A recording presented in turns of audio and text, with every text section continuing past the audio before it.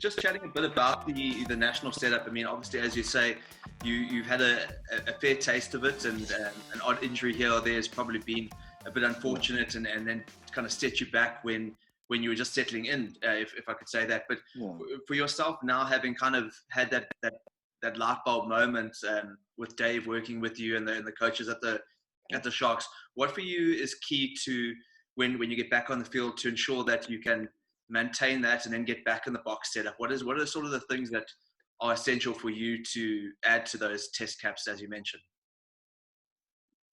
I think it's consistency, like I spoke about.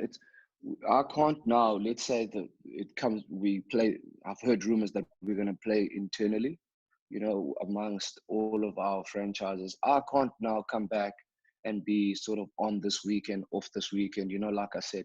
If you want to make it to the box squad, and this is what I've heard from Rassie himself, we can't have this player that he decides he's on this weekend, he's playing well, and then the next weekend he decides, okay, cool, he's off this weekend. And that's why the 7 rounds that I've played mentally, I made sure that I pitch up to the best of my ability. I could be fighting with my girlfriend, but make sure that 80 minutes of rugby comes, I'm at my peak. You know what I mean? Yeah. I could have lost my dog or whatever the case may be, but make sure that I pitch up for 80 minutes. Then that problem, I can worry about that after that problem. Because I promise you, Craig, you also know this because you've been in the game for so long. You don't care if that person lost this or that, or supporter now watching in the stands. You don't care if that person lost his dog or whatever the case may be. You judge him on that specific performance that he dished out there. Yeah. So that was my sort of thing going into every single weekend, that make sure that for 80 minutes you switched on and you're giving your best for your teammates. Sure. That was my thing, consistency. And it was actually for the Sharks as a whole, as a group. Because if you look at probably the Sharks, and like, let's take last year where it was inconsistent. Like, you ask yourself, I said it, like one of the chats that we had, we said, how does a Shark team go away from home and draw against Crusaders in Christchurch and come back and lose against the Reds? How does that happen? Yeah. And those are the chats that we actually spoke about and said, it's just inconsistency. I don't know what was happening, but I was not there. But, we just spoke about those sort of things, and we were trying to rectify those things. You know what I mean? So that's one of the things. And I said to the boys that this Reds team, when we beat them there in Brisbane, we said, these Oaks, they gave us a clap at home. They embarrassed us at home in front of our own people. So let's come out here, and beat these Oaks. I don't care if it's by half a point, but history books that in 2019, we beat the Reds at home. Yeah, for sure. Just a final couple of questions. One of the things that seems to be on everyone's radar at the moment is that the Netflix series with Michael Jordan and The Last Dance. I don't know if you've watched it, but one of the things that stood out for me was just that competitive spirit he had, and sort of the mentality of that group of players. From your side, I mean, what are the are there any sort of characteristics in other sports stars or other people who've been key in your career who just have that sort of spirit or ability to really switch it on, that have inspired you or played really influential roles in your career? To be honest with you, I'm not a golfer. I've gone to a golf range, and I'm terrible and I'm horrible. My mate is Sam Nsane. I was down and out in 2019. To be honest with you, I deadly honest. I was down and out, and I didn't want to speak about right. By the end of the Currie Cup, I've missed out on what I wanted to do, like go to a Rugby World Cup, and I missed out, and I was down and out. If you want to call it depression, you can call it depression.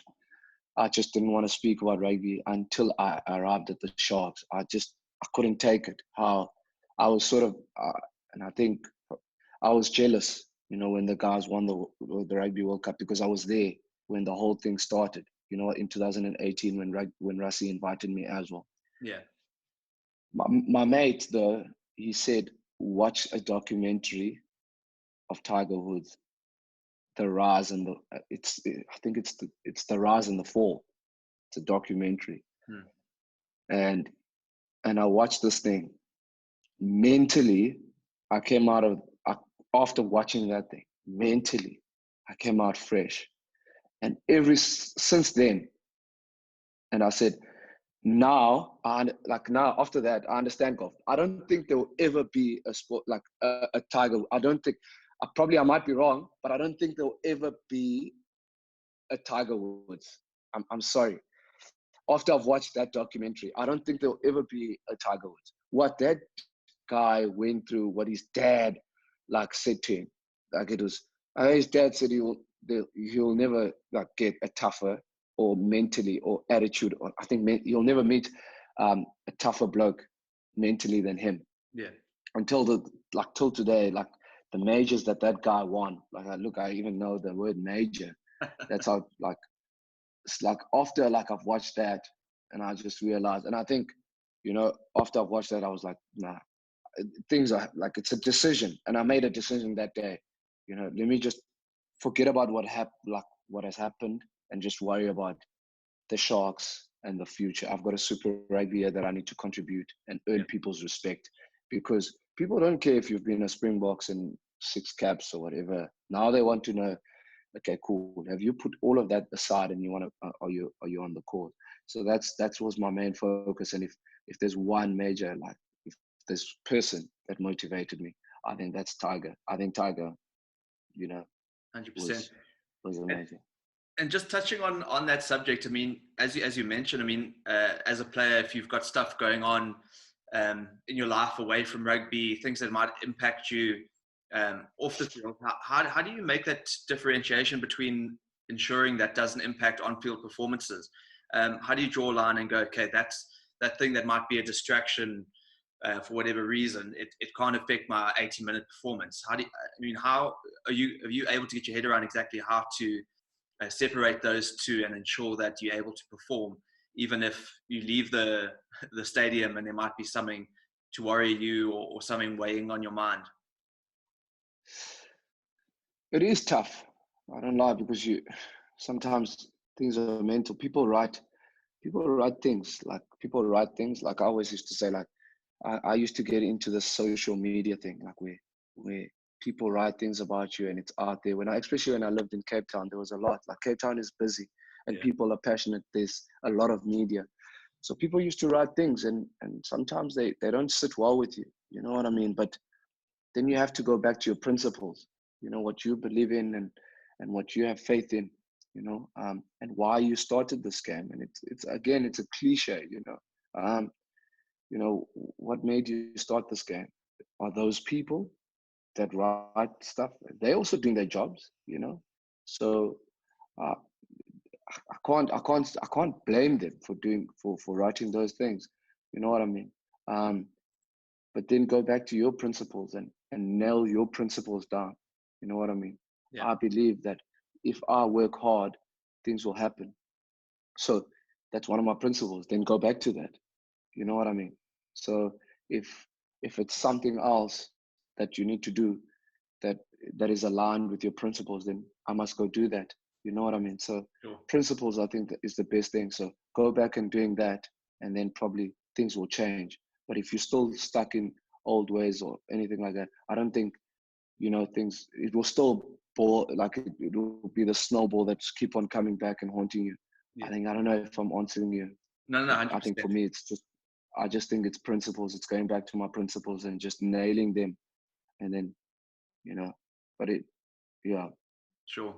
And then just a final question, a bit less serious than some of the others, but I mean, just chat to me a bit about, obviously, as you mentioned, you've spent a lot of time in Cape Town and then moving to Durban. Obviously, we're all in lockdown now, so maybe not able to quite get out and about in Durban as much as you would like to. But tell me, how's the lifestyle change? What's it been like settling into Durban? What are some of the differences and things that you're enjoying there? It's different because it's more like people love their rugby in Durban. It's quite chilled, but I don't think I don't think you can compare it to Cape Town. People of when I arrived here, I would walk into a mall and not even nobody will register who the hell you are. Yeah. But in Cape Town, you would walk in the mall and I promise you, people will recognize you. That's how rugby mad Cape Town is. You know what I mean? To a certain extent, people, you know, if you lost playing for Stormers, and people will be like rude, you know, in Cape Town. And I said it to people here in Durban. I said, people here are quite chilled, eh? Yeah. You know, they're very chilled. Like, you know, I've never, you know, I would go to Virgin Active and I'll gym in peace, and you know, I'll just obviously before the lockdown, and I'll do just things like normally. And then I fell in love with that. To be honest, I really fell in love with that. I just I said to myself, I think this is good. I think this is good for me. There's no hype. You know what I mean? And it's gonna humble me. Yeah, you know, Sure. it's gonna humble me. Obviously, I didn't experience a lot of things because I was just stuck into this. I want to get back into the radar, man. I just want this thing so badly. Like I was just so focused. Like the target was there. Like I just want to get back into the mix. You know, after what happened with my 2000 and from 2016, I think the, in my senior rugby, I think 2016 was my best year. And then obviously things happened where Gatsmal and Flicky, sort of like things just sort of turned just like that. And this thing about physicality started coming in, Craig, and then things started like going on, and I didn't enjoy my rugby, and there was this great cloud, and I just felt that I can't. And I gave them 2 years, and I gave them another 2 years, probably things will change. And then things didn't change, man. It was bad. I even wrote in the article that I got invited in the Springbok's alignment camp after sitting 9 weeks on the bench. I was just lost. You sit there and you're like, is this really happening? Like, I've just been playing 10 minutes, 20 minutes, 5 minutes, but why am I here? Sure. But then if this coach believes in you and then the other one doesn't believe in you, it was weird. National coaches are saying that you're physical and you're contributing. The other ones are saying, no, so it was just, two different things, man. And I just figured it out. And I still remember the chat, and Rassi told me, he said, okay, if you want to be a Springbok, I'm talking about a Springbok that's going to start and play. Yeah. You got to go start at your franchise. And he didn't say move the franchise that you are, or like bad mouth, this and that and that. He just said, you need to be a regular starter and play. Yeah. And then I said, okay, cool. Let me make a decision here. It's going to upset people. I just have to, because this man is being honest with me, and he's just deadly honest and to be honest, he's been honest with everyone. If you want to be a Springbok, you got to be starting week in and week out. And I said, okay, cool. Let me go. Packed my bags, came down to Durban. And I just felt that I'm in the right path now. I'm starting week in and week out, but I need to perform. But he also used to say that you can start week in, week out, but you have to perform as well. So I was like, you know what I mean? It's just not about starting, but it's about, also, performing, because you're not going to be picked in a Springbok team if you're not performing. You can be starting. There's a lot of players that starts out there, but, if you don't perform, you just won't make it. So it was that was the sort of decision that I had to make, and I had to make, and leave Cape Town and family, friends, and start, people were like, "Oh, you're not missing much. It's only the sea. Just go, man." So I was like, "Yeah, okay, cool. Let me take up the opportunity," and then, all is history, I guess.